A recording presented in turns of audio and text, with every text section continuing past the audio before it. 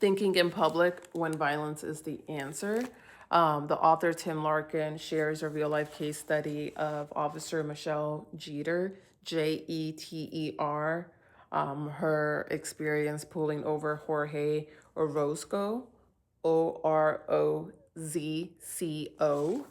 I'm not going to recap what happened, but basically, there was a moment where the officer hesitates because Jorge was with his 8-year-old daughter, and she didn't follow procedure of what to do when someone you're trying to arrest becomes threatening, basically, because she assumed maybe he wouldn't behave a certain way because his 8-year-old daughter was present. And the author of the book is making the argument to not hesitate.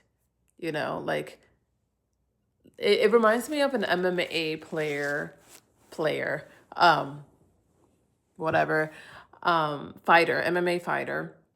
And I can't remember who it was, but he was a very handsome man. And he was making the point that if he feels someone being aggressive towards him, what he'll do is he'll put his hands in front of his face, like ready, so like that he's ready to fight. And his big thing is he's throwing the first punch. Like he's not gonna let himself get hit and then start fighting. Like he'll de-escalate. Like he's not quick to fight, which returns to the very first sentence of the book. Violence is rarely the answer, but when it is, it's the only answer, especially as an MMA. I keep wanting to say artist, which it is an art form of its own, but the MMA fighter, like he has to be even mindful because his fighting abilities are superior to that of the average person. So he needs to keep that in consideration of like when is the threat thwarted. Otherwise he could catch a charge himself.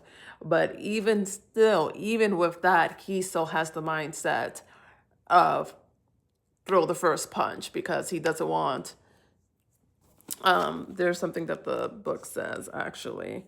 If you take one thing from what you've read so far, I hope it's this. Anytime you attempt to bury your head in the sand and deny the existence of violence in your world, not only are you giving up your power, but you're giving it over to the very perpetrators of random violence whose existence you are hoping to ignore.